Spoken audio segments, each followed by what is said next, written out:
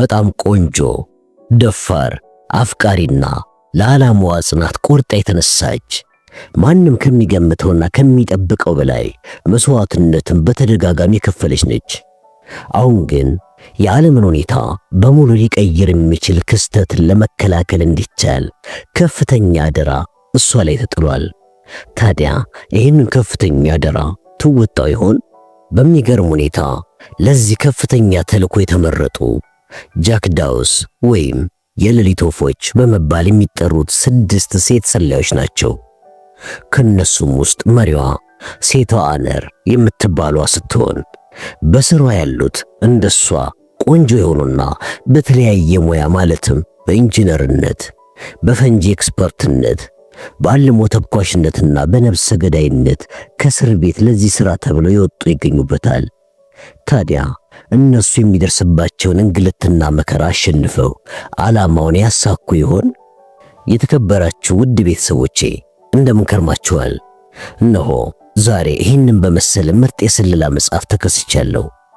እንስቷ ሰላይ ወይም ሴቷ አነር የተሰኘው ይሄ ድንቅ መጽሐፍ ተጸንሶ የተወለደው በሰላ ብዕሩ ከሚታወቀውና ከዚህ በፊት በእኛ ቻናልም ሾተላዩ ሰላይና ጠላፊዎቹ በሚል ተጽፈው ወደ እናንተ ያደረስናቸው መጽሐፎች ደራሲ በሆነው ኬን ፎሌት ተጽፎ በ2002 ዓመተ ምህረት በተርጓሚ ፋሲካ ግዛው ወደ ሀገርኛ የተመለሰውን ይህንን ዘመናዊ ሽሬ መጽሐፍ ይዤ ወደ እናንተ በመቅረቤ ደስታዬ ወደር የለውም።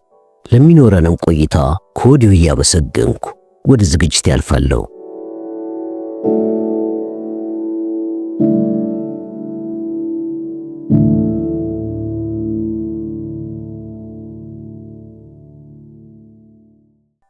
ቲያትር ካቴድራሉ ጋር ሲቆም ለ9 ሰዓት 1 ደቂቃ ብቻ ነበር የሚቀረው።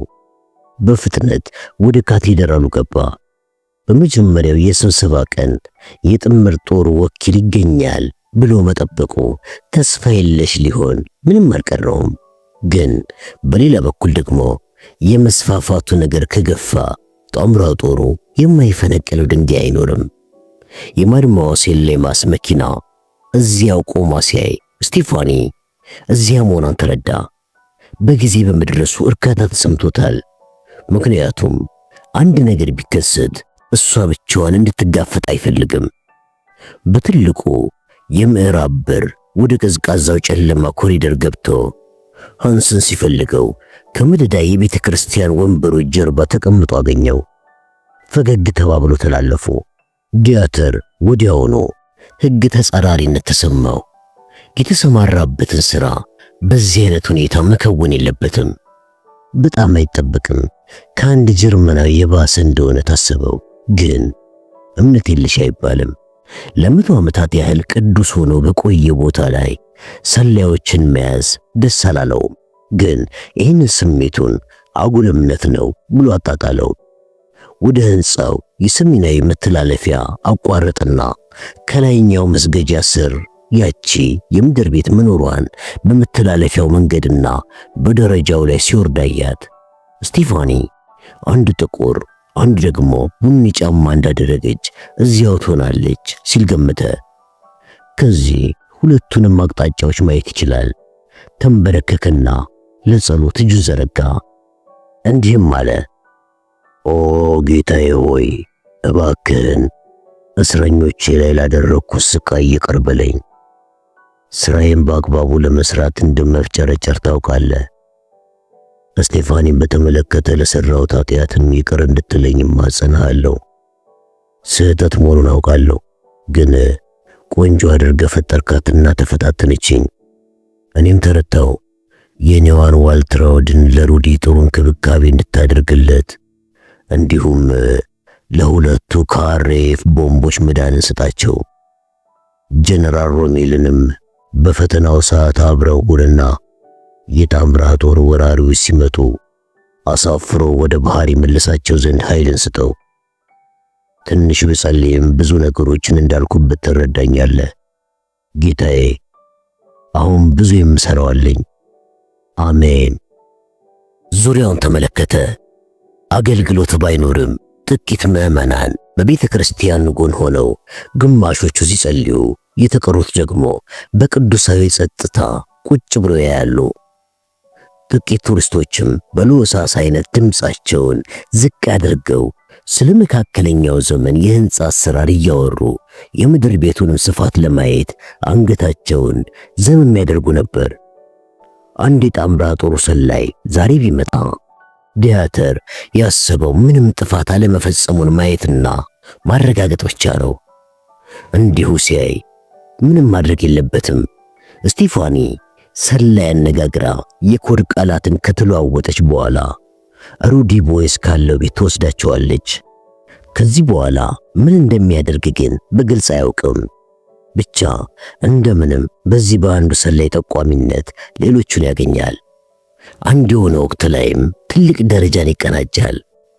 አንዱ ሞኝ ወይም የሰዎች ስም ዝርን ጽፎ ይገኛል ከናድራሻቸው። ሬዲዮና የኮድ መጽሐፍም ዲያተር እጅ ይገባል። ወይ እንደ ፍሊክ አይነት ሰው ይማርካል። እርሷም ወይም የእርሷ ቤቴ ሲገረፍና ሲሰቃይ ቢያንስ ስለ ፈረንሳይ ነፃ አውጪዎች ግማሽ በግማሽ ይናገራል። ሰዓቱን አየ። 9:05 ይላል። ምናልባት ዛሬ ማንም አይመጣም። ቀና ብሎ አየ። ዊሊ ዌበርን በማየቱ ተሸበረ። ምን አባቱ ይሰራል እዚህ ደግሞ? ዌበር ቀለል ያለውን አረንጓዴ እጀ ጠባቡንና አላባሹን የለበሰው፣ አብሮት ያለው ደግሞ ኮት ያደረገ ጌስታፓ ነበር። ከቤተ ክርስቲያኑ ምስራቃዊ መጨረሻ ወደ ዲያተር በሚወስደው መተላለፊያ እየመጡ ቢሆንም በጭራሽ አላዩትም ነበር። በምድር ቤቷ በር ጋር ቆሙ። ዲያተር ውስጡ ተቃጠለ። በቃ ሁሉም ነገር ዝብርቅርቁ መውጣቱ ነው። ምን ነው ዛሬ የእንግሊዝ ወኪል ባልመጣ ሲል ሊመኝ ምንም አልቀረውም። ወደ ሰሜናዊው ጠባብ መተላለፊያ ሲያይ ሻንጣ የያዘ ወጣት ተመለከተ። ዲያተር አይኑን አጠበበ። ቤተ ክርስቲያን ውስጥ የነበሩት አብዛኞቹ በእድሜ ጠና ያሉ ነበሩ። ሰውየው የተጨረማመተ ሰማያዊ የፈረንሳይ ሱፍ ቢለብስም ቀይ ጸጉሩ፣ ሮዝ መሳይ ቆዳውና ሰማያዊ አይኖቹ ቫይኪንግ አስመስለውታል። በጣም የእንግሊዛዊ መልክ አለው፣ ግን ጀርመናዊም ሊሆን ይችላል። በመጀመሪያ እይታ ቤተ ክርስቲያኑን ተዘዋውሮ ለማየት የመጣ ባለ ዩኒፎርም ወይንም ሊጸልይ የሚፈልግ ነው የሚመስለው። ግን ባህሪውና አኳኋኑ ሁለቱንም ግምቶች ፍጹም ስህተት ውስጥ የሚከት ነበር። ሲራመድ ወይ እንደ ምዕመናን ወንበር ፈልጎ አልተቀመጠም፣ ወይም ደግሞ ስዕሎቹንም አልተመለከተም። የዲያተር ልብ ቶሎ ቶሎ ይመታ ጀመር። በመጀመሪያው ቀን ሰላይ የያዘውን ቦርሳ ሬዲዮን የተሞላበት መሆን አለበት። ያ ማለት ደግሞ የኮድ መጽሐፍም አለው ማለት ነው። ይህ ደግሞ ዲያተር ለመገመት እንኳን ያልደፈረው ነገር ነው። ግን ዌበር ነገሩን ሁሉ ለማበላሸት እዚህ ድረስ መጥቷል። ወኪሉ ዲያተርን አለፈና በግልጽ ምድር ቤቷን በመፈለግ ይመስላል እርምጃውን ዝግ አደረገ። ዌበር ሰውየውን አይቶት ከመገላመጥ ባልተናነሰ ተመለከተውና ቅርጻ ቅርጹን የሚያጤን መሰለ። ምናልባትም ጥፋት አያደርስም። ዲያተር አመዛዘነ። ዌበር እዚህ መምጣቱ ያበግናል፣ ግን ዝም ብሎ እየታዘበም ይሆናል። መቼም ዝም ብሎ ጣልቃ አይገባም። ትልቅ አጋጣሚ ነው የሚበላሸው። ሰላዩ የቤቷን በር አገኘና በድንጋያማ ደረጃዎች ወደ ታች ታጠፈ። ዌበር ወደ ሰሜናዊ መተላለፊያ አሻግሮ አየና ራሱን በአዎንታ ነቀነቀ። የእርሱንም ምልክት ተከትለው ሁለት ተጨማሪ ጌስታፓዎች በቤተ ክርስቲያኑ የኦርጋን ጋለሪ ጋር ሲያደፍጡ ዲያተር አየ። ይሄ መጥፎ ምልክት ነው። ዌበር አራት ሰዎች ያመጣው ለመታዘብ ብቻ አይሆንም። ዲያተር ዌበርን ለማናገርና ጌስታፓዎቹን እንዲያሳርፋቸው ለማግባባት ጊዜ ይኖረኝ ይሆን ወይ ሲል ራሱን ጠየቀ። ግን ዌበር በጭራሽ አይቀበልም። ረብሻ ይነሳል። ከዚያም አዎ፣ ግን አሁን ጊዜ የለም።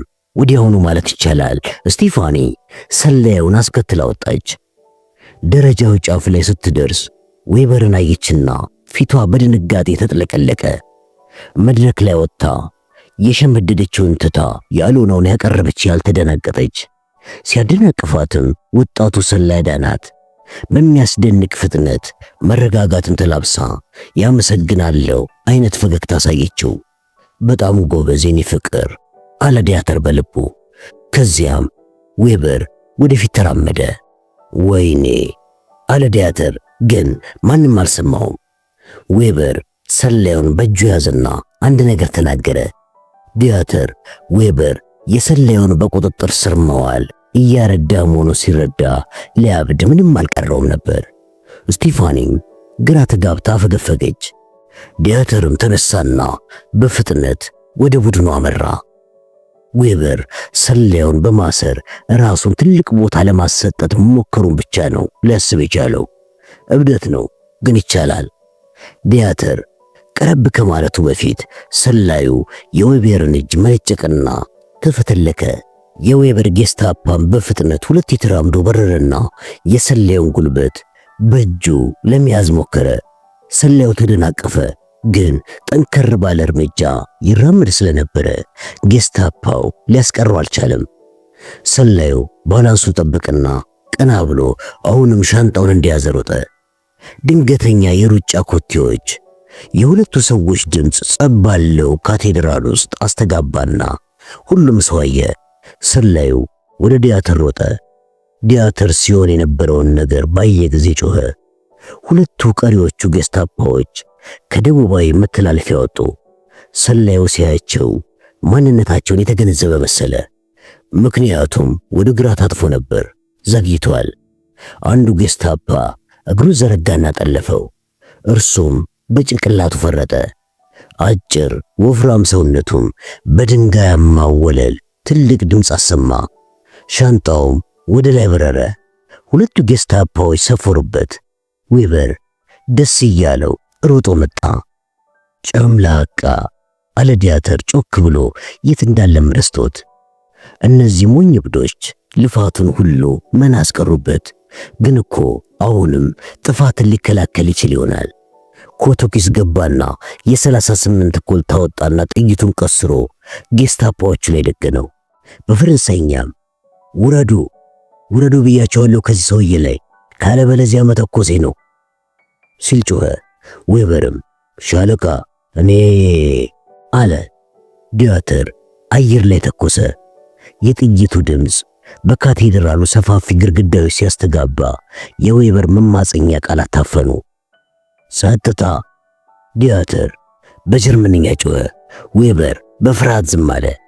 ዲያተር የሽጉጡን ጫፍ በአንዱ ጌስታፓ ላይ ደገነውና ውረድ፣ ልቀቀው ብሎ በፈረንሳይኛ ጮኸበት። ሁለቱ ጌስታፓዎችም በፍርሃት ሰውየውን ለቀቁትና ሄዱ። ዲያተር ስቲፋኒን ተመለከተ። በማድሟሴል ሌማስ ስምም እየጠራት ጃኒ ሂጂ አምልጪ ሲላት ስቲፋኒ መሮጥ ጀመረች። በሁለቱ ጌስታፓዎች ዙሪያ ተሽከረከረችና ወደ ምዕራባዊ በር ተፈተለከች። ሰላዩም እየተንገዳገደ ተነሳ። ከእርሷ ጋር ሂድ፣ ተከተላት አለው ዲያተር ደግሞ እየጮኸ። ሰውየውም ሻንጣውን ይዞ ተፈተለከ። ዌበርና ሶስቱ ባልደረቦቹ ግራ ተጋቡ። ለጥ ብላችሁ ተኙ በወዳችሁ ብሎ አዘዛቸው። እንዳለውም ሲያደርጉ አሁንም በሽጉጡ እያስፈራራቸው ነበር። ከዚያም ዞረና ስቲፋኒና ሰላዩን ተከተላቸው። ሌሎቹ ሁለቱ በበሩ ሲፈተለኩ ዲያተር ከቤተ ክርስቲያኑ ጀርባ ግድም ተረጋግቶ የቆመውን ሃንስን አናገረው። እነዚህ ብሽቅ ጅሎችን አነጋግራቸው አለ ትንፋሽ አጥሮት። የምንሰራውን ማስረዳቸውና እኛን አለመከተላቸውን አረጋግጥ በማለት ሽጉጡን በቆዳ መያዣው ከቶ ወደ ውጭ ሮጠ። የመኪናዋ ሞተር ተነስቷል። ዲያተር ሰላዩን ወደ ተጣበበችው የኋላውን በር ገፈተረውና ከፊት ተቀመጠ። ስቲፋኒም ነዳጁን እንደሚመታ ማዕተን ብትረግጠው መኪናዋ ከሻምፓኝ ጠርሙስ እንደተተኮሰ ፊሽካ በረረች። እየበረሩ በመንገዱ ሲሄዱ ዲያተር በኋላው መስኮት ተመለከተ። ማንም የሚከተለው የለም። ቀስ በይ፣ በጀንዳር ነኝ፣ መቆም አልፈልግም። ወኪሉም በፈረንሳይኛ ሄሊኮፕተር ነኝ፣ ምንድነው የተፈጠረው እዚያ ብሎ ጠየቀ። ዲያተር ሄሊኮፕተር የኮድ ስም መሆኑን ተገነዘበ። ጋስተን የማድሟሴል ሌማስን የኮድ ስም እንደነገረው አስታወሰ። እሷ ቡርዥዋዚ ነች አለ። እኔ ደግሞ ቻሬንተን ነኝ ሲል ፈጠረ። ማርክስ ዴሳዴ የታሰረበት እስር ቤት በሆነ ነገር ትዝ ብሎት ቡርዥዋዚ ሰሞኑን በጣም ተጠራጣሪ ሆናለች። ማለት የካቴድራሉ ስብሰባ ሊታይ ይችላል የሚል ግምትና ፍርሃት ስላደረባት እርሷ ጋር እንደመጣ ጠይቃኝ ነው። እኔ ቦሊንገር ሰርኪዩት ውስጥ የለውበትም። ይገባኛል። አዎ፣ ለማንኛውም አሁን ጌስታፓዎች ወጥመድ መዘርጋታቸውን እናውቃለን እና እሷ የኔን ድጋፍ መጠየቋ ጥሩ ነው። እንዴ ጎበዝ ነህ እኮ አለ ሄሊኮፕተር በስሜት። እንዴት እንደፈራው ጠይቁኝ። ገና በመጀመሪያው ቀን አበላሽሁት ብዬ ነበር። አበላሽተዋል አለው ዲያተር በልቡ። ዲያተር ሁኔታውን ከአደጋ ነፃ ላደርገው ይችል ነበር ሲል አሰበ። ሄሊኮፕተር አሁን ዲያተር የነፃ አውጪዎች ቡድን አባል ነው ብሎ በአጽንኦት ያምናል። ፈረንሳይኛው በጣም ጥሩ ቢመስልም የዲያተርን አነጋገር አላወቀበትም። በኋላም ምናልባትም ነገሮችን ተረጋግቶ በሚያስብበት ወቅት እንዲጠራጠር የሚያደርገው ነገር ይኖር ይሆን? ዲያተር ቆመና አይሆንም፣ ወይኔ ብሎ ከምንም አይቆጥረውም። ደግሞም ማንም አልሰማውም። ዊሊ ዌበር ሻለቃ ብሎ በጀርመንኛ ተጣርቷል። ግን ዲያተር ሌላ ነገር ከመናገሩ በፊት ወደ አየር ተኩሶ አስቆሞታል። ሄሊኮፕተር ያቺን ቃል ሰምቶ ይሆን? አስታውሶስ ይጨነቅባት ይሆን? አያስታውሰውም ሲል ዲያተር ወሰነ። ሄሊኮፕተር የቃሉን ትርጉም ቢረዳ ኖሮ ዌበር የሥራ ባልደረባውን እያናገረ ነው ብሎ ያስብ ነበር። ሁሉም ሲቪል ልብስ ስለለበሱ ብዙ አይነት ማዕረግ ሊኖራቸው ይችላል። ዲያተር ከጌስታፓዎቹ ፈልቅቆ ስለወጣው ሄሊኮፕተር አሁን ዲያተርን በምንም ነገር ያምነዋል። ሌሎቹን ግን እንደዚህ በቀላሉ ማሞኘት ሊያስቸግር ይችላል። በማድሟሴል ሌማስ አዲስ በኮድ ስሙ ቻሬንተን ተብሎ የሚጠራ ሰው መሾሙ ለሎንዶን ወይም ለቦሊንገሮች መሪ ለሆነው ማይክል በሚያሳምን መልኩ መገለጽ ይኖርበታል። ሁለቱም ጥያቄዎችን መጠየቃቸውና ለማረጋገጥ መሞከራቸው አይቀርም። ዲያተር እንግዲህ በጊዜው እንዳመጣጣቸው ይጋፈጣቸዋል። ሁሉንም ነገር ቀድሞ ማወቅ አይቻልም። ለጥቂት ጊዜ እንኳን ብሎ በድል አድራጊነቱ ተደሰተ። በሰሜናዊ ፈረንሳይ የሚገኘውን የአርበኝነት ትግል የማንኮታኮት ዓላማውን ሊያሳካ ተቃርቧል። ጌስታፓዎቹን ተጋፍጦ ተሳክቶለታል። እናም በጣም አስደሳች ነበር። አሁን ሄሊኮፕተር በእርሱ ላይ ያሳደረውን እምነት እንዴት አድርጎ በጥሩ ሁኔታ የራሱን ዓላማ ለማሳካት ይጠቀምበታል ነው ጥያቄው። ሰላዩ ያልተጠራጠረ እንደሆነ በማመን ስራውን መቀጠል አለበት። በዚያ መንገድ ዲያተርን የበለጠ ወደ ብዙ ሰላዮች ጋር ሊያገናኘው ይችላል። በሩቦይስ ደረሱና ስቲፋኒ ወደ ማድሟሴል ሌማስ ጋራጅ ገባች። ወደ ቤት በኋላ በር ገቡና ኩሽና ተቀመጡ። ስቲፋኒ ከቁም ሳጥኑ ጠርሙስ እስኮች አምጥታ ለሁሉም ቀዳችላቸው። ዲያተር ሄሊኮፕተር ሬዲዮ መያዙን ለማረጋገጥ እጅግ በጣም ተጨንቋል። ወደ ለንደን አሁኑኑ መልእክት ብትልክ ይሻላል። 2 ሰዓት አስተላልፌ 5 ሰዓት ላይ እንድቀበል ነው የሚጠበቅብኝ አለ። ዲያተር በአእምሮ መዘገበና የካቴድራሉ ግንኙነት ለድርድር መብቃቱንና ሌላ ሰው መላክ እንደሌለባቸው በፍጥነት ልትነግራቸው ይገባል። ምናልባት ዛሬ ማታ ለመድረስ በመንገድ ላይ ያለ ሌላ ሊኖር ይችላል። ኦ ምን ነካኝ? ግን እኮ ልክ ነህ። አዎ አለ ሰውየው። ድንገተኛውን ፍሪኩዌንሲ ይጠቀማለሁ። ሬዲዮንህን እዚሁ ኩሽና ውስጥ ልትዘረጋው ትችላለህ። ሄሊኮፕተር ከባዱን ሻንጣ ጠረጴዛው ላይ ጭኖ ከፈተው። ዲያተር የተናነቀውን የእርካታ ሲቃፈነው በቃ ተገኘ። የሻንጣው ውስጡ ለአራት ይከፈላል።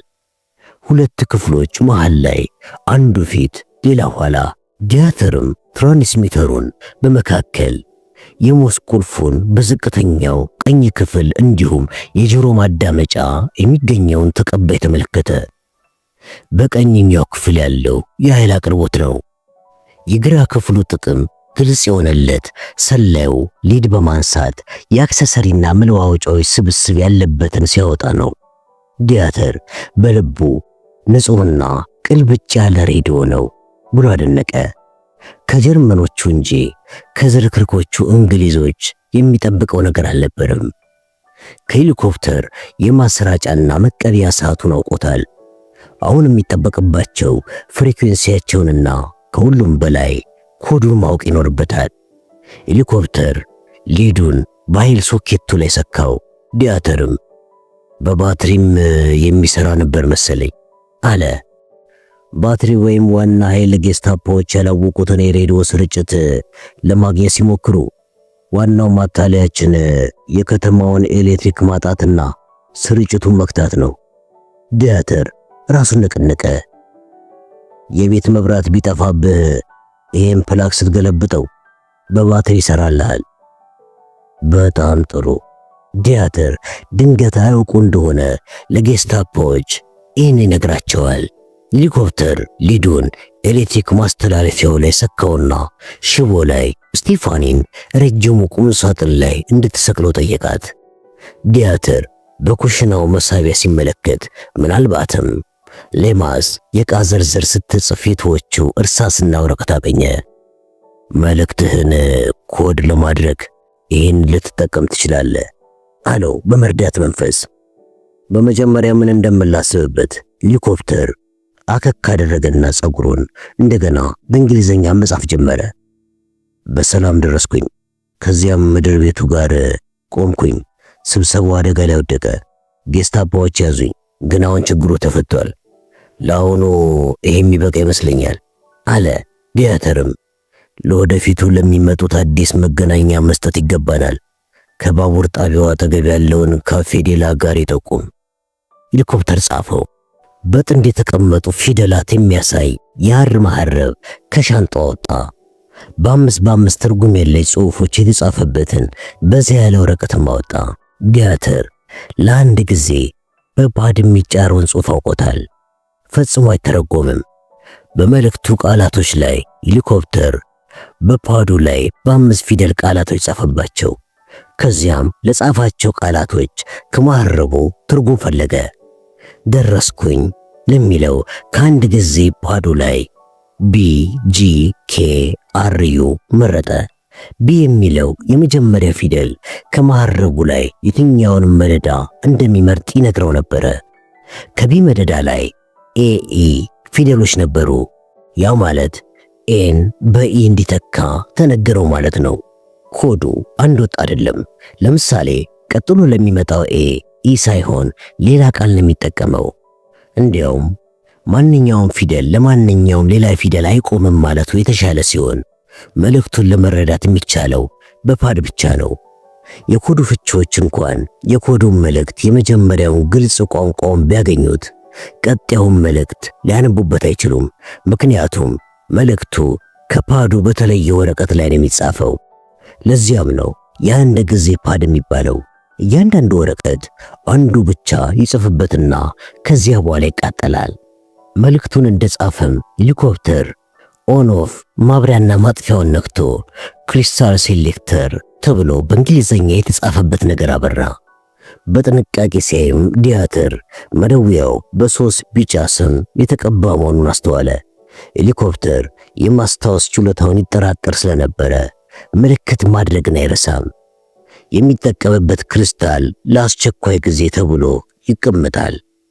ከሁለቱ ከሌሎቹ አንዱ ለማሰራጫ፣ ሌላው ደግሞ ለመቀበያ ይሆናል። በመጨረሻም ሲከፍተው ዲያተር ፍሪኬንሲ ወዲያውኑ በቢጫ ምልክት እንደተደረገባት አስተዋለ። መልእክቱን ከመላኩም ቀድሞ ለመቀበያው ጣቢያ የሚከተሉትን ጻፈ። HLCP DX ኪውሲ ቲ1 ኪውአርኬ ኩዌስችን ማርክ ኬ። ዲያተር ጽሑፉን ለመረዳት እየጣረ ተኮሳተረ። የመጀመሪያው የፊደላት ስብስብ ሄሊኮፕተርን የሚያመላክት መሆን አለበት። የሚቀጥለው ዲኤክስ ሚስጥራዊ ነበረ። ከኪውሲ ቲ1 ላይ በመጨረሻ ያለው አንድ ቁጥር አንድ መልእክት አለኝ ማለት ነው። በኪውአርኬ ኩዌስችን ማርክ የተሳለው የጥያቄ ምልክት የእርሱ ድምፅ የተፈለገው ጥራትና ጉልህ የሆነ ሞገድ አለው ወይንስ የለውም ብሎ መጠየቁን ያመለክታል። ኬ ማለት አለቀ ነው። ይችን አውቋታል። እንግዲህ የቀረው ሚስጥር የሆነው ዲኤክስ ነው። ለመገመት ሞከረ። የደህንነት ምልክትህን አትርሳ አለ። አረሳውም አለ ሄሊኮፕተር። ዲኤክስ መሆን አለበት ሲል ዲያተር ደመደመ። ሄሊኮፕተር ወደ ተቀበል ተመለሰና እርሱ መልስ በሚከተሉት ፊደላት ሲሰጥ ሁሉም ሰሙ። ኤችኤልሲፒ ኪውአርኬ ኪውአርዩ ኩዌስችን ማርክ ኬ። አሁንም የመጀመሪያው የፊደላት ስብስብ የሄሊኮፕተር ስም ነው። ሁለተኛው ኪውአርኬ በዋናው መልእክት ላይ ታይቷል። ጥያቄ ምልክት ከሌለው አለ ጥርጥር። በጥራትና በጉልህ ሁኔታ እየተቀበልኩ ነው ማለት ይሆናል። ስለ ኪውአርኬ እርግጠኛ አይደለም፣ ግን ቀጥል ማለት እንደሚሆን ገመተ። ሄሊኮፕተር በሞርስ መልእክቱን ሲነካው ዲያተር ስሜቱ ጨምሮ ይመለከት ነበር። ሰላይ ይዟል፣ ግን ሰላይ መያዙን አላወቀም። መልእክቱ እንደተላከ ሄሊኮፕተር በፍጥነት ሬዲዮውን ዘጋው። ጌስታፓዎች ሰላዮችን ለመያዝ ሲሉ አቅጣጫ የሚያገኝ ሬዲዮ ስለሚጠቀሙ ከጥቂት ደቂቃዎች በላይ ይህን መሳሪያ መጠቀሙ አደገኛ ነው። በኢንግላንድ መልእክቱ ተተርጉሞ ኮዱም ተፈቶ ወደ ሄሊኮፕተር መቆጣጠሪያ ያልፋል። ሄሊኮፕተርም መልስ ከመስጠቱ በፊት ሌሎችን ማማከር ይኖርበት ይሆናል። ይሄ ሁሉ ደግሞ ብዙ ሰዓት ስለሚፈጅ ሄሊኮፕተር እስከ ተቀጠረበት ጊዜ መጠበቅ ይኖርበታል። አሁን እንግዲህ ዲያተር ከሬዲዮኑ ይበልጥም ኮዱ ከሚሰጥባቸው ቁሳቁሶች ሊለየው ይገባል። አሁን ከቦሊንገር ሰርኪቶች ጋር መገናኘት የምትፈልግ ይመስለኛል አለ ዲያተር። አዎ፣ ሎንዶን ምን ያህሉ እንደቀረ ማወቅ ትፈልጋለች። ከሙኔት ጋር እናገናኛለን። የመሪው የኮድ ስም ነው። ሰዓቱን ሲመለከት ለደቂቃ ያህል ልቡ በፍርሃት ተዋጠ። ደረጃውን የጠበቀ የጀርመን ሰዓት ነው። የወታደር እና ሄሊኮፕተር ካወቀው ጨዋታው በቃ ማለት ነው። ስጋቱንም በድምፁ ላለማሰማት እየሞከረ ጊዜ ስላለን ቤቱ በመኪና ወስደሃለሁ አለ ዲያተር። ሩቅ ነው እንዴ አለ ሄሊኮፕተር እየጓጓ። መሃል ከተማ ነው ማይክል፣ ቤቱ አይኖርም። ከዚያ ቤቱ ለቋል። ዲያተርም ይህን አረጋግጧል። ጎረቤቶቹም የት እንደሄደ አናውቅም ሲሉ ተናግረዋል። ዲያተር አልገረመውም። ማይክል ያን ጊዜ በምርመራና ስቃይ ከሚጣደፉት ጓዶቹ አንዱ ሚስጥሩን እንደሚዘገዝቀው ስለገባው መኖሪያውን ትቶ ተደብቋል። ሄሊኮፕተር ሬዲዮኑን መዘጋጋት ጀመረ። ዲያተርም ባትሪው ቶሎ ቻርጅ መደረግ ይፈልጋል እንዴ ሲል ጥያቄ ያቀረበለት። አዎ፣ እንዲያውም ባገኘነው አጋጣሚ ሁሉ እንድንሰካውና ሙሉ በሙሉ ቻርጅ እንዲደረግ ነው የሚነግሩን። ታዲያ አሁን ለምን ያለበት አትተው? ለአሁኑ በኋላ ተመለሰን ልንነቅለው እንችላለን። ያኔ ደግሞ ቻርጅ አድርጎ ይጠብቀናል። ያን ጊዜ በመሃሉ ማንም ቢመጣ ቡርዥዋዚ በሴኮንድ ጊዜ ውስጥ ተደብቀዋለች። ጥሩ ሐሳብ ነው። እንግዲያው እንሂድ። ዲያተር ወደ ጋራዡ መራውና መኪናዋን አወጣት። ከዚያም እዚህ ጠብቀኝ፣ ለቡርዥዋዚ አንድ ነገር መንገር አለብኝ። ወደ ቤት ተመልሶ ሄደ። ስቲፋኒ ሻንጣ ውስጥ ከቶት ጠረጴዛው ላይ የነበረውን ሬዲዮ እየተመለከተች ነበር። ዲያተር የአንድ ጊዜ ፓዱንና የሐር መሐረጉን ከአክሰሰሪ ያወጣው። እነዚህም በመገልበጥ ምን ያህል ጊዜ ወስድብሻል አለ። ፊቷን አኮሳተረችው። እነዚህን ሁሉ ትርጉም የለሽ ፊደላት ቢያንስ አንድ ሰዓት። የቻልሽውን ያህል አፍጥነሽ ጻፊያቸው፣ ግን ስህተት እንዳትሰሪ። እኔ 1 ሰዓት ተኩል አቆየዋለሁ። ወደ መኪናው ተመለሰና ሄሊኮፕተርን ወደ መሃል ከተማ ይዞት ሄደ። የማይክል ቤት ከካቴድራሉ አጠገብ ሲሆን ትንሽና ደስ የሚል ነበር። ሄሊኮፕተር ወደ በሩ ሲሄድ ዲያተር መኪና ውስጥ ጠበቀው። ከጥቂት ደቂቃዎች በኋላ ሰላዩ መጣና መልስ የለም አለ። ጠዋት እንደገና መሞከር ትችላለህ አለ ዲያተር። እስከዚያ ግን የነጻነት ተዋጊዎች የሚጠቀሙበትን ቡና ቤት አውቃለሁ። ማንም እንደዚህ ያለ ቤት አያውቅም። አውቆ ሊያቆየው ስለፈለገ ነው። እዛ ሄደን የማውቀው ሰው ካለ እናያለን። ጣቢያው አጠገብ አቆመና ዝም ብሎ አንድ ቡና ቤት መረጠ። ሁለቱ ሰዎች ቁጭ ብለው ውሃማ ቢራ ለሰዓታት ያህል ጠጡ። ከዚያም ወደ ሩድቦይስ ተመለሱ። ወደ ኩሽና ሲገቡ ስቲፋኒ ለዲያተር በትንሹ ራሷን በአዎንታ ነቀነቀችለት። እሱም ገልብጬ ጨርሻለሁ ማለቷን የተረዳው። አሁን አለ ዲያተር ለሄሊኮፕተር፣ ውጪ ስላደርክ መታጠብ ሳትፈልግ አትቀርም። ደግሞም ያስፈልግሃል። ክፍልን አሳያለሁ። ቡርዥዋዚ ውሃውን ቀድታ ታዘጋጅልሃለች። እንዴት አይነት ደግ ሰው ነው በእናትህ። ዲያተር መታጠቢያ ቤቱ በጣም የሚርቀውን የላይኛውን ክፍል አሳየው። በውሃ ውስጥ ገብቶ ሲንቦጫረቅ እንደሰማው ወደ ክፍሉ ገባና ልብሶቹን በረበረ። ሄሊኮፕተር የፈረንሳይ ሱቆችን ምልክት የያዙ ልዋጭ ሙታንታዎችና ካልሲዎችን ይዟል። ኮቱ ኪስ ውስጥ የፈረንሳይ ሲጃራዎች፣ ክብሪቶች፣ የፈረንሳይ ምልክት ያለበት ማዕረብና የብር ቦርሳ ተገኘ። ቦርሳው ውስጥ ብዙ ገንዘብ ነበረ፣ 500,000 ፍራንክ። አዲስ የመኪና ሽያጭ ላይ የሚገኝ ቢሆን በዚህ ገንዘብ አንድ የቅንጦት መኪና መግዛት ይቻላል። የመታወቂያ ወረቀቶቹ ምንም እንኳን በማስመሰል የተሰሩ መሆናቸው ባያጠራጥርም ትክክል ነበር የሚመስሉት። አንድ የሆነ ፎቶግራፍም ነበር። ዲያተር በመደነቅ ተመለከተው። የፍሊክ ምስል ነበር የሚታየው። አልተሳሳተም። በሴንት ሲሳይል አደባባይ ያያት ሴት ናት። ለዲያተር እርሷን ማግኘት አስደናቂ ዕድል ሲሆን ለእርሷ ግን ጥፋት ነው። በለበሰችው የዋና ልብስ ፈርጣማ እግሮቿና ፀሐይ የመታቸው እጆቿ ይታያሉ። ንጽት ያሉ ጡቶች፣ ትንሽ ወገብና አስደሳች የሚውረገረግ ዳሌ ያላት። ጉሮሮ አካባቢ ውሃ ወይም ላብ ያለ ሲሆን እሷም ካሜራውን በፈገግታን የምታየው። ከኋላዋ ትንሽ ደብዘዝ ብለው የሚታዩት 2 ቁምጣ ያደረጉ ወንዶች ወደ ወንዙ የሚጠልቁ ይመስላሉ። ስዕሉ በአንድ ከምንም ነፃ በሆነ የመዋኛ ቦታ የተወሰደ መሆኑ አያጠራጥርም።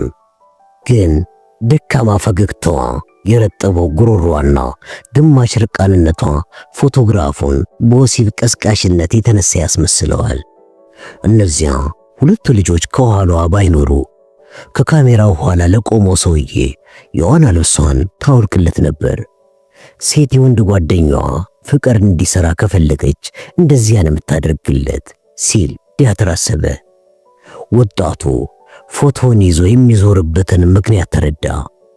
ሰላዮች ፎቶግራፍ ይዘው በጠላት ግዛት ወዲህ ወዲያ እንዲሉ በጭራሽ አይፈቀድላቸውም።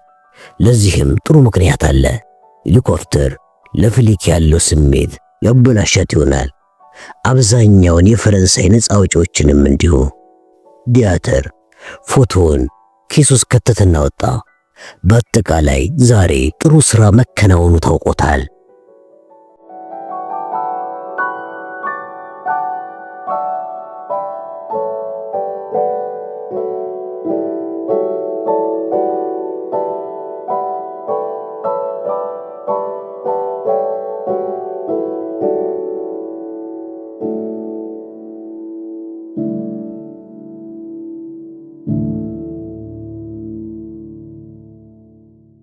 ፖል ቻንስለር የዋለው የወታደራዊ ቢሮክራሲው ሲታገል ነበር።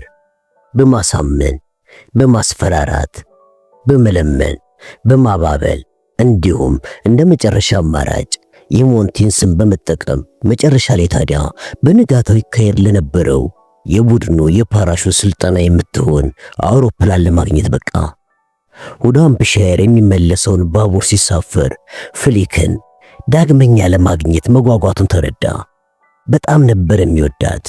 ጎበዝ፣ ጠንካራ፣ አይነ ግቡም ነበረች። ምነው ብቸኛ በሆነች ሲል ተመኘ። ባቡር ውስጥ ጋዜጣ ላይ ስለ ጦርነቱ የተጻፈውን አነበበ። በምስራቁ ግንባር የነበረው ረጅም ምሽግ ትላንትና ጀርመኖች ባደረሱት አስደናቂ ጥቃት ተደርምሷል። የጀርመኖች የማያቋርጥ አይበገሪነት ይገርመዋል። በሁሉም ግንባር ሸሽተው ማፈግፈግን ተያይዘውታል፣ ግን መልሰው መዋጋታቸውን አልተውም። ባቡሩ ዘግይቶ ስለገባ በማጠናቀቂያው ወይም በመጨረሻው ትምህርት ቤት የሚቀርበውን የ12 ሰዓት ራት ሳይበላ ቀረ። ከራት በኋላ ተማሪዎች እስከ ምሽቱ 3 ሰዓት ድረስ ሌላ ትምህርት የሚከታተሉ ሲሆን ከዚያ በኋላ መብራት እስከሚጠፋና እስከሚተኙ ለ1 ሰዓት ዘና የሚሉበት ጊዜ ይኖራቸዋል። ፖል የመጽሐፍ መደርደሪያ፣ የጌሞች ማዕት፣ ቁም ሳጥን፣ ሬዲዮና ግማሽ መጠን ያለው በጨርቅ የተሸፈነ ጠረጴዛ ካለበት የቤቱ መልበሻ ክፍል ሲደርስ አብዛኛው የቡድኑ አባላት ተሰብስበው አገኘ። ሶፋው ላይ ከፍሊክ አጠገብ ተቀምጠና በእርጋታ ዛሬ እንዴት ሆናችሁ አላት። ከጠበቅነው የተሻለ ነበረ፣ ግን ሁሉም ነገር ባንዴ ጥቅጥቅ የተደረገባቸው ይመስላል። መስክ ሲወጡ ምን ያህሉን እንደሚያስታውሱት ግን አላውቅም። ግን ከምንም ይሻላል መቼም። ፒርሲና ጄሊ በሳንቲም ቁማር ይጫወታሉ። ጄሊ እውነተኛ ገጸ ባህሪን ያላት ሲል አሰበ ፖል። አንድ ባለሙያ ፈንጂ አምካኝ እንዴት ራሷን የተከበረች እንግሊዛዊ ወይዘሮ አድርጋ ልትቆጥር ትችላለች? ጄሊ እንዴት ነበረች? መጥፎ አትባልም። በጉልበት ስልጠና ላይ እርግጥ ከሌሎች ይበልጥ ችግር ነበረባት፣ ግን መጨረሻ ላይ ጥርሷን ንክሳ ወጣቶች የሰሩትን ሁሉ ሰራች። ቁም አለችና ተኮሳተረች። ፖልም ምን አላት? ለግሪት ያላት ጥላቻን ያሳሰበኝ። አንዲት እንግሊዛዊት ጀርመናውያንን ብትጠላ ምን ይገርማል? ልክ ከሆነ ግን አይደለም። ማለት በናዚዎቹ ግሪታ ከጄሊ ይበልጥ ነው መከራዋን ያየችው። ጄሊ አታውቅማ ታዲያ። ግሪታ ናዚዎችን ለመፋለም የቆረጠች መሆኑን ግን ታውቃለች። ሰዎች እኮ በእንደዚህ አይነት ነገሮች ላይ ሚዛናዊ አይደሉም። ይደብራል ግን ግን ልክ ነው። ግሪታ ራሷም ዴኒስን ስታናግር ነበር፣ ወይንም ዴኒስ እያወራች ግሪታ ታዳምጥ ነበር። የእንጀራ ወንድሜ ሎርድ ፎልስ የፓይለት ተዋጊ ቦምብ ጣዮች በዚያ ግማሽ በተዋጠው የመሳፍንት አነጋገሯ ስትናገር ፖል ሰማት። ለወራሪዎች ወታደሮች የድጋፍ ተልዕኮ ያላቸውን አውሮፕላኖችን ይነዳ ነበር። ፖል ተኮሳተረ። ሰማሻት አይደል አላት ለፍሊክ። አዎ፣ ወይ አጉል ስትኮምክ ነው፣ አለበለዚያም ባደገኛ ሁኔታ ግልጽ እየሆነች ነው። ዴኒስን አጠናት። ልካውን የተሳበች ነው የምትመስለው። ውሸቷን ነው ብሎ አላሰበም። ግምት የምትገምት አይነት አትመስልም አለ። አዎ፣ እውነተኛ ሚስጥር የምትናገር መሰለኝ። ነገ ትንሽ ፈተና ባዘጋጅ የተሻለ ነው። ጥሩ አለ ፖል ፍሊክን ብቻዋን ከእርሱ ጋር እንድትሆን የፈለገው ይበልጥ እንዲያወሩ። መናፈሻውስ ብንዘዋወርስ አላት ለፍሊክ። አየሩ ሞቃት ሲሆን የቀኑ ጊዜ ሊያበቃ የ1 ሰዓት ጊዜ ነበር የቀረው። ትልቁ ቤት በመደዳ የተኮለኮሉ ዛፎች አሉበት። ሞድና ዲያና ለስላሳ ለጥ ካለው የሎዝ ዛፍ አግዳሚ ላይ ተቀምጠዋል። ሞድ በመጀመሪያ ፖልን የመውደድና ቅብጥብጥ ማለት ሁኔታ ታይቶባት የነበረ ቢሆንም በኋላ ግን ፊት ስላልሰጣት ተስፋ የቆረጠች ትመስል ነበር። አሁን ዲያናን በአድናቆት እያየች የምትናገረውን በጉጉት ታዳምጣት ነበር። ዲያና ምን ይሆን የምትላት አለ ፖል። ሞድን አፏን አስከፈተቻት እኮ አለ ፖል። ሞድ ስለሄደችባቸው ቦታዎች መስማት ትወዳለች አለች ፍሊክ። ፋሽን፣ ትርኢት፣ ኳሱ፣ ቢቹ አለች ፍሊክ። ፖል ሞድ ያን ጊዜ ተልኮ ወደ ፈረንሳይ ፓሪስ የሚሄድበትን አጋጣሚ ፈጠር ይሆን ወይ ብላ አስገርመው እንደነበር አስታወሰ። ምናልባት ከኔ ጋር አሜሪካ መሄድ ፈልጋ ነበር አለ። አንተን አይታ የሚያደርጋትን ሲያሳጣት አስተውያለሁ አይ እኔም ወዳት አይነት አይደለችም። ለምን? በግልጽ ልንገርሽ፣ በቃ የምፈልጋትን ያህል ጎበዝ አይደለችም።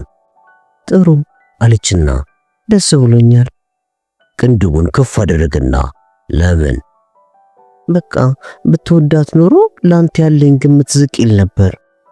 ኤስ ትንሽ ይከብዳል አለና በሐሳብ ያንቺን ድጋፍ በማግኘት ደስ ብሎኛል አላት።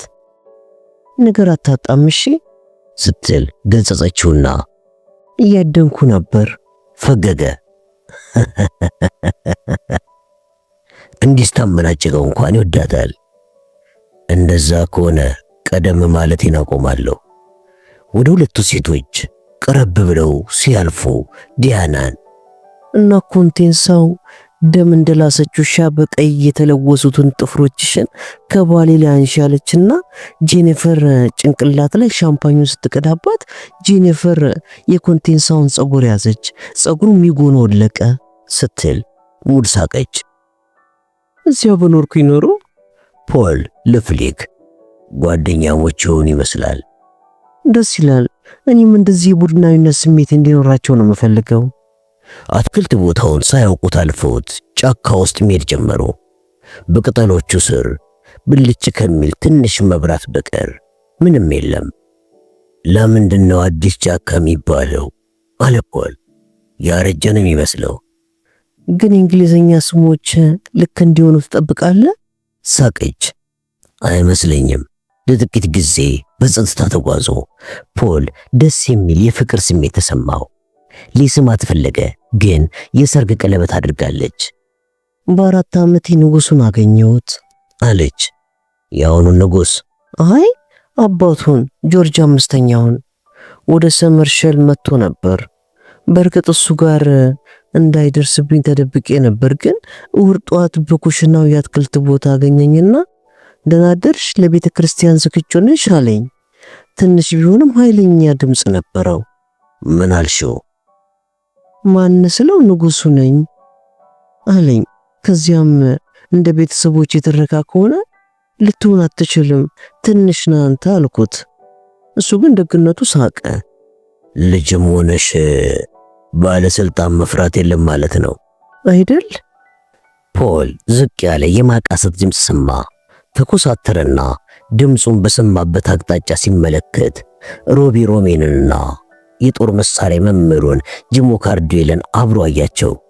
ሮቢ በጀርባዋ ዛፍ ተደግፋ የነበረ ሲሆን ጂሞ እያቀፋት ነበር። በስሜት እየተሳሳሙና ሮቢ እያቃሰተች ነበር። እየተቃቀፉ ብቻም አልነበረም። ፖልም ገብቶታል፣ አፍሯልም፣ ስሜቱም ተነሳስቷል። የጂሞ እጆች በጦት መያዣ ውስጥ ተርመሰመሱ። ቀሚሷ ወግቧ ድረስ ተገልቧል። ፖል ጠይም ታፏና እምብርቷ ላይ ያለውን ፀጉር አየው። ሌላው እግሯ ጂሞ መቀመጫ ላይ ነበር ያለው። እንቅስቃሴያቸው እንከን አልነበረውም። ፖል ፍሊክን አያት። ያንኑ እሱ ያየውን ጉዳይ ታለች። ለደቂቃ ያህል ፊቷ ላይ ድንጋጤና ሌላ ነገር እየተነበበ አፈጠጠች። ከዚያም ፈጥና ፊቷን አዞረች። ፖልም የሷን ፈለግ ተከተለና የቻሉትን ያህል ድምፅ ሳያሰሙ ወደ መጡበት ተመለሱ። ሊሰሙ ከማይችሉበት ቦታ ሲደርሱ በጣም ያሳዝናል አለ። ያንተ ጥፋት አይደለም አለችው። አይ ቢሆንም እኔ ነኝ እዛ እንሂድ ብዬ። አይ ኧረ ግድ የለኝም፣ ማንም እንደዛ ሊያደርግ አይቼ አላውቅም። ግን ደስ ይላል። ደስ ይላል የመረጠው ቃል አልነበረም። አንቺ ግን እኮ አታውቂም። በቃ አየህ ይሄ ነው። አንቺ ደግሞ ነገር አታጣሚ። እያደነኩሽ ነበር አለ የራሷን ቃል እየደገመላት። ሳቀችና ቀደም ማለት ይነተዋለሁ። ከጫካው ወጡ። ቀኑ ለምሽት ቦታውን ለቆ የቤቱ መጋረጃም ተዘግቷል። ሞድና ዲያና ከመቀመጫው ላይ አሁን የሉም። እስኪ ትንሽ እዚህ እንቀመጥ አለ ፍሊክ። ቃል ሳትናገር ታዘዘች። ጎኗን አያትና ተቀመጠ። ምንም ሳትል አገላብጦ ማየቱን ብትታገስም በሐሳብ ሄዳ ነበር። እጇን ያዘና ጣቶቿን አሻሸ። ስታየው የፊቷ ገጽታ ይሄ ነው ለማለት ቢያስቸግርም ማሻሸቱን አልተቃወመችም። ማድረግ እንደሌለብን ይገባኛል፣ ግን ልስምሽ እፈልጋለሁ አላት። ምንም ሳትለው በጥያቄው አስተያየት አንዴ ተደስታ አንዴ ተከፍታ አየችው። ጸጥታውን እንደ ስምምነት በመቁጠር ሳማት። አፏ ለስልሶ ረጥቧል። ስሜቱ ላይ ተመስጦ አይኑን ጨፈነ። አፏ ተከፍቶ የምላሷ ጫፍን ሲነካው ተገረመ። ምላሷ ላይና ታች ከንፈሩን አዳረሰው። አፉን ከፈተ። አቀፋትና ወደ ራሱ ጎተታት። ግን ከቅፎ ታቆመችና በቃ አለች። ከዚያም ዞረችና ወደ ቤት ተመለሰች። ደብዘዝ ባለው ብርሃን ስትሄድ ተመለከታት። ያ ትንሹ ዳሌዋ ሰውነቷ በድንገት በዓለም ላይ በጣም ትልቁና ተፈላጊው ነገር ሆነ ለሱ። ስትሮጥም የስፖርተኛ አይነት አረማመዷ አሳቀው። ፍጹም ድንቅ ነሽ ሲልም አጉረመረመ። መልበሻ ክፍል ውስጥ ሲጃራ እያጨሰች በሐሳብ የተጠመደች መስላ ዲያና ብቻዋን ተቀምጣለች። ፖልም ድንገት አጠገቧ ቁጭ አለና ከልጅነትሽ ጀምሮ ነው ፍሊክን የምታውቂያት? ዲያና በሚያስደንቅ የስሜት መጋል ፈገግ አለች። ደስተኛ ነች አይደለ? ፖል የልቡን በጣም ማውጣት አልፈለገም። በጣም ነው የምወዳት። ስለ እርሷ የበለጠ ባውቅ ደስታዬ ነው። አድቬንቸር ትወዳለች አለችና የካቲት ወር ላይ ወደ ፈረንሳይ በምናደርጋቸው ጉዞዎች ትመሰጥ ነበር። ፓሪስ አድረን በሰማያዊ ባቡር ወደ እኔ ስንመለስ ነበር። አንዴ በበጋ አባቴ ሞሮኮ ለመሄድ ቆረጠ። በፊሊክ ሕይወት ውስጥ ወሳኝ ነበረ። አረበኛ መግባባት ተምራ ነጋዴዎችን ታናግር ነበር። የእነዚያን ወንድ ልብስ ለብሰው በመካከለኛው ምስራቅ የሚጓዙትን የደፋር ሴቶች የግል ማስታወሻዎችን እናነብ ነበረ። ከአባትሽ ጋር በደንብ ትግባባለች እንዴ? ከኔ የበለጠ ነው አልዛውም። ግን ባሏ ምን ይመስላል? የፊሊክ ወንዶች ሁሉ ትንሽ ለየት ያሉ ናቸው። ኦክስፎርድ የቅርብ ጓደኛዋ የኒፖሊስ ልጅ የሆነው ሬንጀንድራ ነበር። ይህ ነገር በሴንት ሂልዳ ታላቅ ቁጣን ነበር የፈጠረው። ግን ከእርሱ ጋር አልቀበጠችም። ቻርሊ ስታንዲስ የሚባል ልጅ ከእርሷ ጋር ኃይለኛ ፍቅር ይዞት ነበረ። ግን እሷ ሰለቸችው። ማይክል ደስ የሚል የውጭ ዜጋ እንዲሁም ደግሞ ብልጥ ስለሆነ ተሸነፈችለት። ያ ደግሞ እሷ የምትወደው የወንድ ባህሪ ነው። የውጭ ዜጋ? ፖል ደገመው። ዲያና ሳቀች። አይዞ አንተ አሜሪካዊ ስለሆንክ አያሳስብህም። በዚያ ላይ ከማንም በላይ ጎበዝ ነህ። ፖል ተነሳ። ንግግሩ ደስ በማይል አኳኋን ቅርብን እየፈጠረ ነው። እሺ ስለ አድናቆትሽ አመሰግናለሁ አለና እየሳቀ እሺ ደህና ደሪ ብሎ ሄደ። ላይ ሲወጣ የፊሊክን ክፍል አለፈው። መብራት በበሩ ስር ይታያል። ቢጃማውን ለብሶ አልጋ ውስጥ ቢገባም እንቅልፍ አልወሰደውም። እጅግ ተደስቷልና መተኛትም አቃተው። የተሳሳሙትን ደጋግሞ አስታወሰው። ምን ነው እንደ ሮቢና ጂም ያለምንም ሀፍረትና ያለምንም ፍርሃት ፍላጎታችንን በገለጽን ሲል ተመኘ። ለምን አይሆንም? ለምን አባቱ ነው የማይሆነው? ቤቱ ጸጥ ረጭ ብሏል። ከኩለ ሌሊት ትንሽ ደቂቃዎች እንዳለፉ ፖል ተነሳና በኮሪደሩ ወደ ፍሊክ ክፍል በመሄድ በሩን በቀስታ አንኳኳ። ከዛም ክፍት አድርጎ ገባ። በእርጋታ ሃይ አለችው። እኔ ነኝ አላት። አውቄሃለሁ። ሁለት ትራስ ተደግፋ ነጠላ አንድ አልጋ ላይ ተኝታ ነበር። መጋረጃዎቹ ተከፍተው የጨረቃዋ መብራት በደንብ ይታይ ነበር። ብዙም ቆንጆ የማይመስለው የነበረው ቀጥ ያለ አፍንጫዋ መሮ የመሰለ አገጯን አየው። አሁን ግን ከምንም በላይ ውብና ቆንጆ ሆኖ አምሮ ታየው። ተንበረከከ። መልሴ አይሆንም ነው አለችው። የእጇን መዳፍ ሳመው። እባክሽን። አይሆንም።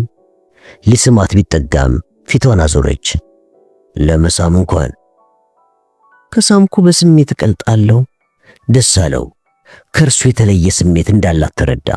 ጸጉሯን፣ ግንባሯን፣ ከዚያም ጉንጯን ቢስምም ፊቷን እንዳዞረች ቀረች። በጥጦ ቢጃማዋ ዘልቆ ትከሻዋን ሳመ። ከዚያም ምላሱን ከጡቶቿ ጋር አገናኘው። የጡቶቿ ጫፎች ተወጠሩ። ትፈልጊያለሽ አላት። ውጣ ስትላዘዘችው እንደዛ አትበይ። ሊሰማት ሲዞር ዞረችበት ዝም ለማስባል በሚመስል ሁኔታ። ከዚያም ከከንፈሩ ላይ ጣቷን አደረገችና ሂድ የምሬን ነው አለችው። በጨረቃዋ መብራት ደስ የሚለውን ፊቷን አየው። ፊቷ ላይ ውሳኔ ይነበባል። በደንብ ባያቃትም ከቆረጠች እንደማትመለስ ገባው። የግድ ተነሳ። አንድ የመጨረሻ ሙከራ አደረገ። ምን መሰለሽ? ወሬ አልፈልግም፣ ሂድ በቃ። ዞረና ክፍሏን ለቆ ወጣ።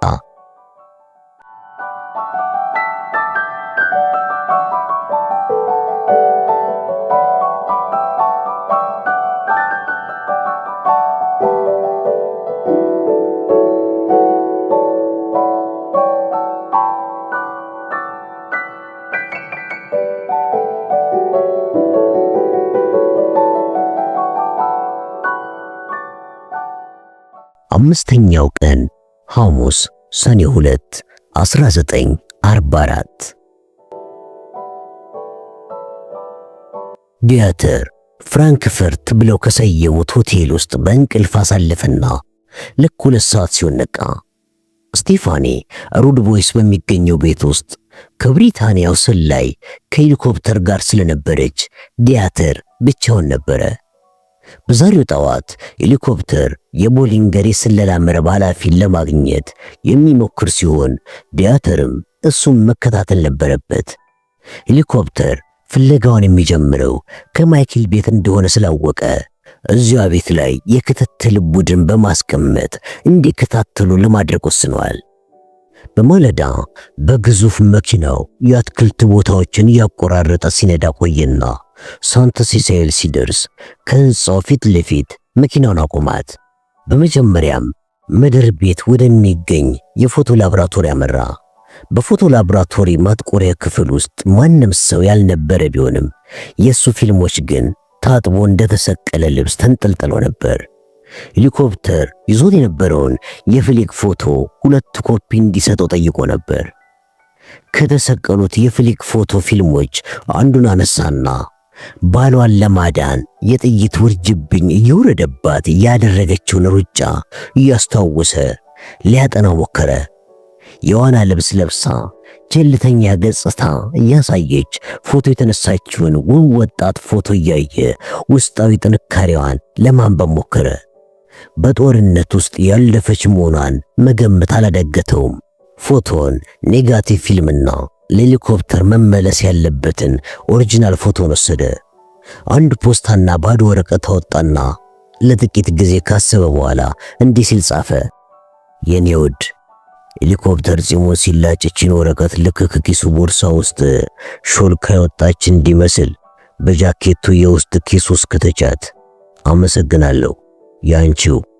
ደብዳቤውንና ፎቶግራፉን ከፖስታ ውስጥ ከተተና ካሸገው በኋላ በላዩ ላይ ዲያተር ሲል ጻፈበት። ቆይቶ ፖስታ ሳጥን ውስጥ ሊከተው አስቧል። እስር ቤቶቹን አለፈና በሩድ ቦይስ ለሚገኘው የማዳም ሌማስ ቤት እንግዶች ለተባሉ ሰላዮች ምግብ ስትወስድ አግኝቷት ያስገረመችውን ሴት በደም የጨቀየ ሰውነቷን እያሻሸች አይኖቿ ግርግዳ ላይ ተሰክተው የማቃሰት ድምፅ ታሰማ ነበር። ዲያተር ሜሪን ትላንትና ምሽት ሲመረምራት ነበር። ምንም አይነት ጠቃሚ መረጃ ልትሰጠው ግን አልቻለችም። ከፈረንሳይ የነጻነት ጦር አባሎች ከማዳም ሌማስ ሌላ ማንንም እንደማታውቅ ተናግራ ነበር። ዲያተር የሰጠችውን ቃል ቢያምናትም ድንገት አዲስ ነገር ካወጣች ብሎ 50 አለቃ ቤከር እንዲገርፋት ፈቅዶለት ነበር። ቢሆንም በግርፊያው አዲስ ነገር ያላወጣች በመሆኑ ዲያተር አሁን ከዚያ ቦታ ብትለቀቅ የፈረንሳይ የነጻነት ጦር እዚህ ስለሚያደርገው ምርመራ ምንም ፍንጭ እንደማያገኝ እርግጠኛ ሆኖ ነበር። በደም የተጨማለቀ ሰውነቷ ላይ አይኑ እንዳረፈ ሐዘን ተሰማው። ትላንት ብስክሌቷን ይዛ ስትመጣ ምን ያህል ጤነኛ እንደሆነች አስታወሰ። ገራገር ባትሆንም ግን ደስተኛ ሴት ነበረች። አንዲት ቀላል ስህተት የተሳሳተች ሲሆን አሁን ሕይወቷ ወደ አስከፊ ፍጻሜ እየተቃረበ ነበር። አሸባሪዎችን ከመርዳቱ አንጻር ግን ሞት የሚገባት እንደሆነ ዲያተር ያምን ነበር። ዲያተር ስለ እርሷ ማሰቡን ተወና ደረጃውን ወጣ። በምድር ቤት ውስጥ የማታ ሽፍት የስልክ ኦፕሬተሮች የስልክ ማስተላለፊያዎቻቸው ላይ ተደፍተው እየሰሩ ነበር። ከዚያ ክፍል ካሁን በፊት የታላላቅ መኝታ ክፍሎች የነበሩት ከዚያ የኦፕሬተሮች ክፍል በላይ የነበሩት ክፍሎች አሁን የጀስታፓ የሰለላ ድርጅት ቢሮዎች ሆነዋል። ዲያተር ካቴድራሉ ላይ ከተከሰተው ጥቃት በኋላ ዌበርን አይቶት የማያውቅ ሲሆን የሆነ ቦታ ላይ ተወትፎ ቁስሉን እያስታመመ እንደሆነ የገመተ ቢሆንም ከዌበር ረዳት ጋር ተነጋግሮ የዕለቱን የተለመደ ክትትል እንዲያደርጉ ልክ በ9 ሰዓት 4 የጀስታፓ የስለላ ሰራተኞች የሲቪል ልብስ ለብሰው እንዲመጡ ጠይቋል። ዲያተር በተጨማሪም መቶ አለቃ ሃንስ ከእርሱ ጋር እንዲሆን አዞት ነበር። አሻግሮ ተመለከተ። የጨረቃዋ ብርሃን የመኪናውን ማቆሚያ ቦታ ወገግ አድርጎት የነበረ ሲሆን ዲያተር ሃንስ ሲንቀሳቀስ ከሚያየው ውጪ ሌላ ሰው አይታይም ነበር።